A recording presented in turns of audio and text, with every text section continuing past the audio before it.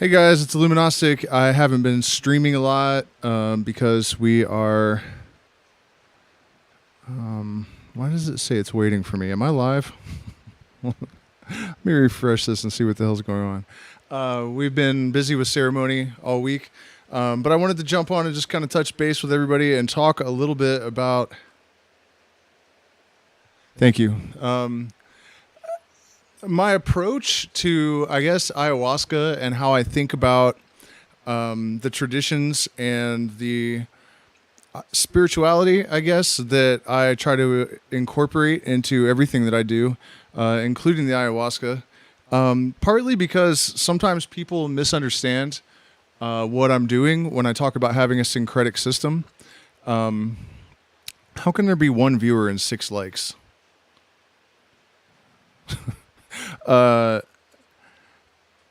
And so, yeah, because they, the idea of cultural appropriation bothers people. And also I complain sometimes about the new agey sort of non-traditional elements that I feel are having a really negative impact on ayahuasca.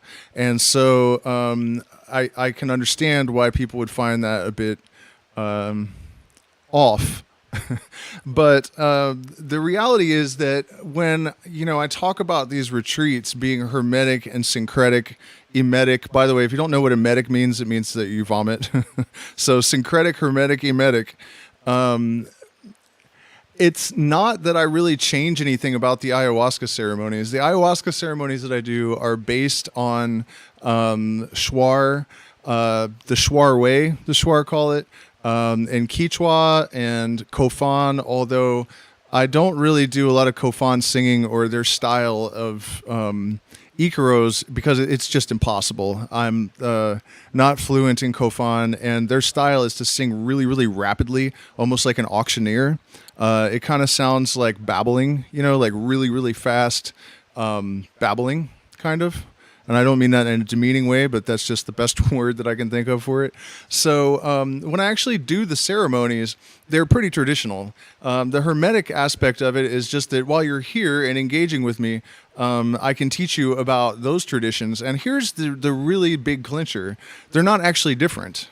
Really. Shamanism and the ayahuasqueuros traditions have a lot of remarkable similarities with the Western mystery tradition. And one of the things I think people really overlook is that it's not well known today, but historically, the Kichwa, the unknown drink of the Eleusinian mysteries, it was psychoactive. It was probably either an fermented ergot or grains that were contaminated with ergot and then brewed into a beer, which would have been similar to LSD. Or, and this is what I suspect personally, because both of these plants would have been very abundant, and ergot is very dangerous if you got the dosage wrong, or, the experimentation process would have killed a lot of people. So I think it's less likely. It's much more likely that the acacia Syrian rue brew that some people use to this day was the brew in question. And because the mysteries were transmitted from Syria and Babylonia and Egypt to Greece, and both of these plants that are required to make this brew occur in all of those regions. So everywhere where the mysteries were, those 2 plants are available. And so it has almost identical effects to ayahuasca. And a lot of the actual procedures and protocol of the Hermetic tradition or the Western mystery tradition are actually identical to those practiced by a lot of different shaman. Actually, remarkably so. In fact, one of the similarities is that, for example, in the jungles of Borneo, they will talk about a self-serving or even evil shaman or sorcerer as turning to the left, and the healers that work for the collective well-being are turning to the right. And in the Western mystery tradition, we say the left-hand path is where people that only serve themselves end up, and the right-hand path is where those that serve the collective are. The idea of casting a protective circle that represents your universe is also practiced in both traditions. So In the Hermetic or even Masonic or really any one of the Western mystery traditions, and really a lot of the modern offshoots like Wicca. And I know a lot of people say that Wicca is actually this ancient thing, and it isn't. I think I've made a video about that before. If you're interested in the real history of Wicca, it's definitely no older than 1970. But these, spin-off traditions as well. Almost everyone uses the lesser banishing ritual of the pentagram. And the idea is that you create a circle that represents your universe and you manage the energies that are allowed to enter it and that you want to banish from it. In much the same way that a good shaman will regulate the energy of his group. And, it's done within the confines of a circle. So, there's a lot of stuff. And then also the burning of incense is pretty universal. The presence of an altar, the acknowledgement of the four directions. When you open the temple in the mystery tradition, it's, north, east, south, west are all acknowledged. And the elements that correspond to the directions are actually the same in most cases.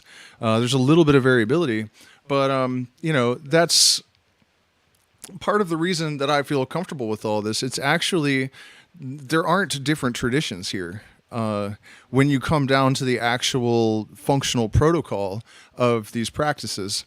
So there's that, but I also do, take special care. I think, okay, so cultural appropriation to me in the negative sense is when, people are taking things and they're not acknowledging where they come from. The lineage is being lost, credit's not being given. But I think that if a person takes responsibility for delineating what is what and where it came from and why, then syncretic traditions are absolutely essential to the evolution of spirituality. I mean, that's the entire purpose of our existence on every different level, right? To evolve culturally and to evolve personally and to evolve our spiritual traditions and to figure out how to integrate apparently disparate systems. I think it was Carl Sagan that said that science and spirituality should not be mutually exclusive, and it's an insult to either if they are. And I've always felt that way. In fact, when I try to ascertain what is real and what is true and, what to keep and what is going to serve me and what is not, I generally tend to evaluate things in a very similar way to what we think of as like scientific protocol. And this is something to be very careful with because it is abused a lot. People that are promoting the idea of manifestation and the law of attraction, for example, will often misunderstand or even deliberately misrepresent physics in order to prove their beliefs, which actually probably aren't true. At least the physics doesn't support it. In fact, there's a really famous movie that kind of made this idea popular called What the Bleep Do We Know? And if you watch the deleted scenes, the physicists are actually complaining that they edited it to make it appear that the physicists were saying things that they were not. I don't understand why anyone do that. It doesn't make sense to me to present ideas that are not, it's why misrepresent stuff. But I actually do understand, and it's because it's really easy to sell people an idea that they want to believe. That's why The Secret was so popular. It's why this movie was so popular. It's why these manifestation and law of attraction coaches are so popular. I'm not saying it isn't real, but it's generally much more subtle and requires a lot more discipline and willpower and self-development and, critical thinking. And that stuff, I think people don't really... It's not as attractive as just like, okay, just visualize something and it'll just roll up in your driveway automatically. But that's not all I mean by syncretic, right? So I have a multi-decade background in the mystery traditions. And I guess before I go on to the next part of this, I should explain a little bit in case it's not clear what that is. A lot of people have understand it under the label of Hermeticism, although it's not the Hermeticism of the 3rd century that is heavily Christianized and It's not that. It's something much, much older than that. It's something that the Kabbalion describes, and a lot of people say it's more representative of the new thought movement that came in the 1920s. It's not really true, but it's basically a non-superstitious, non-dogmatic, observation and science-based spiritual perspective. There is no dogma. There is no belief system. There's no God to follow. There's no person to follow.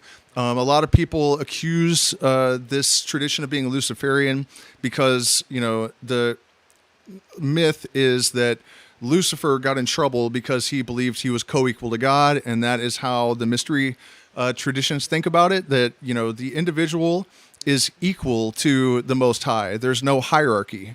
There's no spiritual hierarchy. So, and I think that's really important. I think one of the worst influences on our entire culture is the idea that there is a hierarchical spiritual dimension.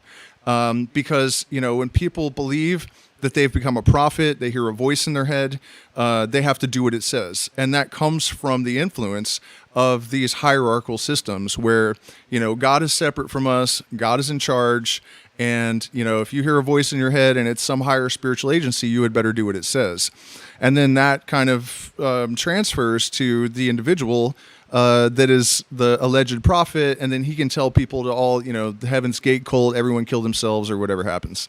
So, you know what I mean? It's, I think it's evolution, basically, to evolve beyond this idea of a hierarchical system and to take responsibility for the sovereignty of our own will, to the extent that there's no one to answer to, but you are still going to conduct yourself in a way that is generally positive.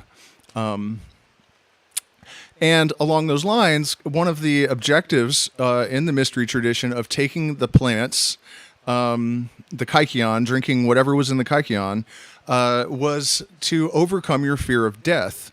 Because the Egyptians who actually founded the mysteries and the Greeks understood this as well. If you look in Plato's writings, when he mentions the mysteries, he says that the reception of the apoptyae, which is what the secret knowledge conferred by drinking the kykeon, what it did for him that was the most important is that it got rid of his fear of death. And if you look around the world, you will find that the major problems all stem from fear of the unknown. And, you could say greed, but that is also basically fear of the unknown. And the greatest unknown is death. So, I think somebody was smart enough to realize that if you could resolve the fear of death in people, then you could negate a whole lot of other problems before they occur. And so the only way to confront a mystery in such a way as to remove the fear is direct experience.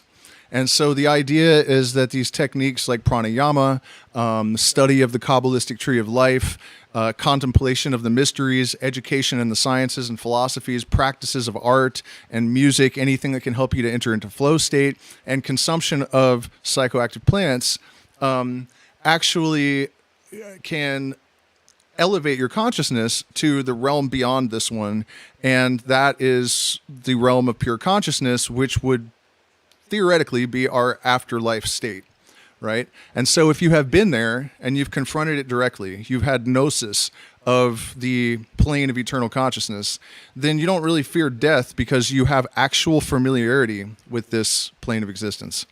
So, yeah, I mean, that was a lot longer than I planned on talking about Hermeticism. But of course, I have lots of videos on the channel. I've done commentary on the Kabbalion in quite a lot of depth, and some of the Masonic writings, which are largely drawn from these traditions. And of course, Aleister Crowley and all of these people, pretty much everyone was influenced by the mystery traditions. Terence McKenna, Robert Anton Wilson, pretty much everyone.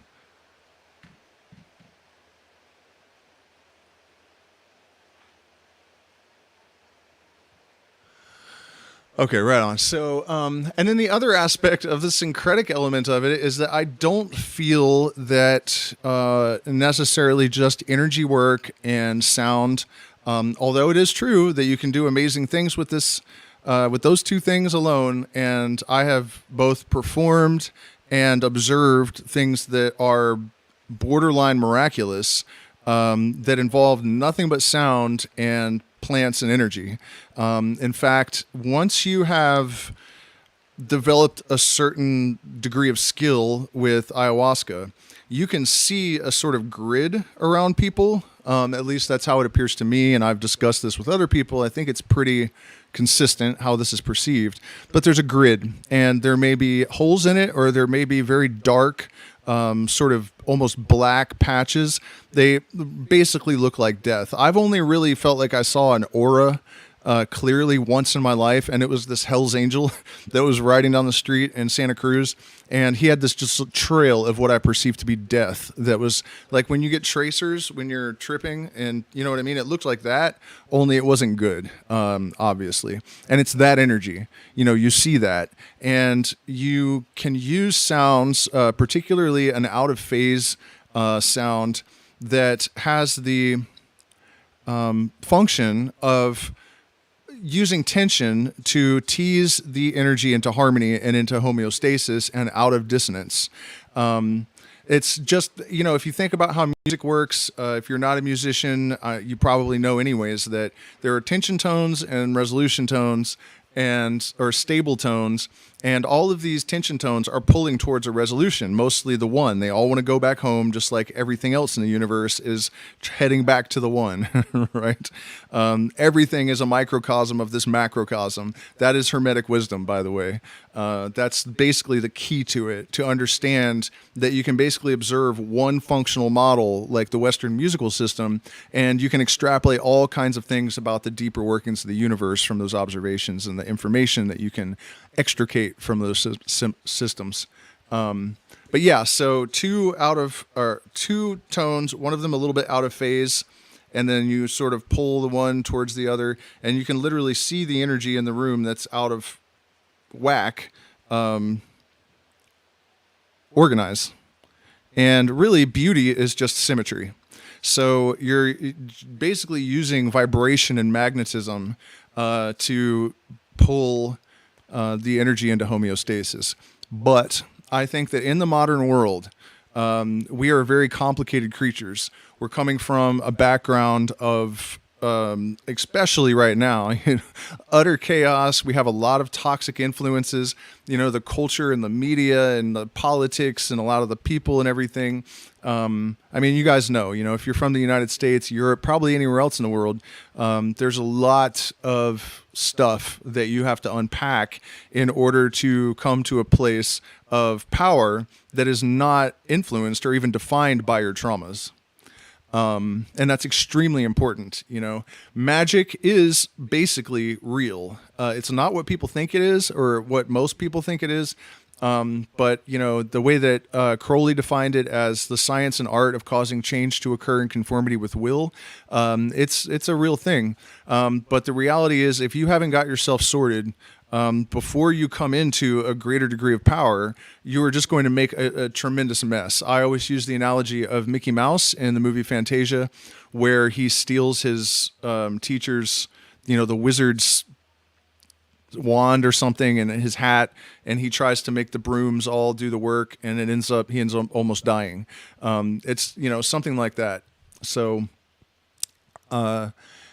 it's absolutely important and essential to get all this stuff sorted if your objective, beyond being content with yourself and being happy and being able to be a positive influence on other people and all of that sort of thing. But if you believe, as I do, that everyone has some fundamental purpose, a true will, to realize and then devote themselves to executing. And this is actually the elixir of the wise. This is the secret of the philosopher's stone. That the real reason that we have all of these school shootings, and we have the oceans testing positive for Xanax, and the River Thames testing positive for cocaine, and all of this crazy shit is largely rooted in the fact that we have a tremendous crisis of purpose.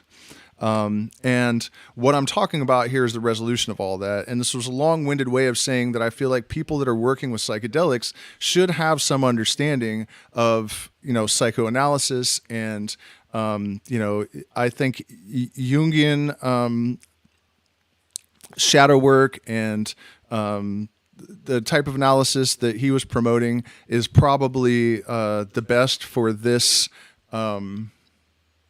area, because Jung understood a lot more than you're going to get from a lot of the more standard matrix-bound psychology textbooks. He understood archetypes, and he understood the deeper realities, to put it simply. But you know what I mean? So there's a lot of sort of ancillary, is that a good word for that? Auxiliary corollaries that support the main goal, which is not, to me, just emotional healing. That's great and wonderful and essential, but there's so much more that is available via the psychedelic experience and some knowledge of the mysteries and the practices and the schools of mysticism that are associated with it. That's why I do my retreats that way. That's why my channel has the content that it does. And so, again, this is a sort of a response to some people that have said, what are you doing changing things? And there's some really angry comments about gnosis has got nothing to do with ayahuasca. Like, what is your problem? And that just doesn't make any sense to me to think that way. Gnosis just means knowledge. And I think that having a real grounded, educated, guided background in the sciences of the mysteries, because that's really what it is. It's taking spirituality and elevating it to the level of science. We place no reliance on virgin or pigeon. Our methods is science. Our aim is religion. You know what I mean? It's very much rooted in just observation of the forces of nature, and it does not allow for superstition or sort of flaky thinking. And I'll give you an example of what I mean and why, it's so unhelpful. There's a lot of people that have come to believe in negative entities, and they will blame all of their bad behaviors on these negative entities. They will blame all their problems on these negative entities, and they will believe that they can go to someone who can wiggle their fingers around and mutter some stuff, and that this baggage is going to disappear, and it's just not true. And so I personally find that to be extremely destructive and unhealthy. And so if you look at traditional shamanism and also the mystery tradition, you will not find any reference to any of that. And there's a lot of other examples of where poorly considered pop culture spiritual concepts will actually have people wasting a tremendous amount of energy that actually could be put into something productive. And that's really my main issue with it. There's, so many good ways to cultivate your soul and constrain those energies to something powerful and productive, that you really don't want any of that energy wasted or misdirected really for any time at all. So let me check the chat real quick.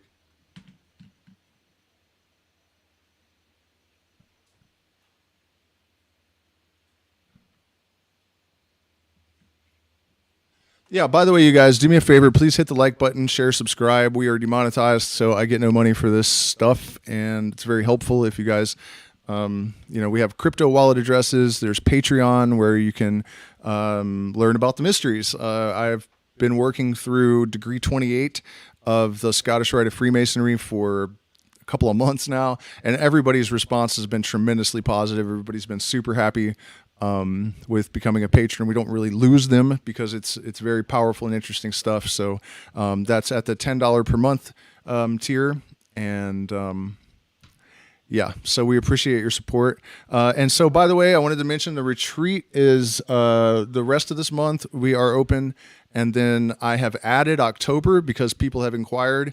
And then November, I thought we were full, but I am starting to think that a couple of people that I was expecting, they haven't made a deposit, and I'm just like, I'm promoting it again because I think they may have flaked. So 2 spots open for then and then October. So if you're interested in all of this stuff, and then, while you're here, there is a whole spread of different types of subjects that you can learn about. Of course, we do plant walks and go out in the jungle and learn to eat everything out there. Basically, there's so much edible fruit and plants in general in the Amazon rainforest, palm fruits and stuff. It's absolutely mind-blowing.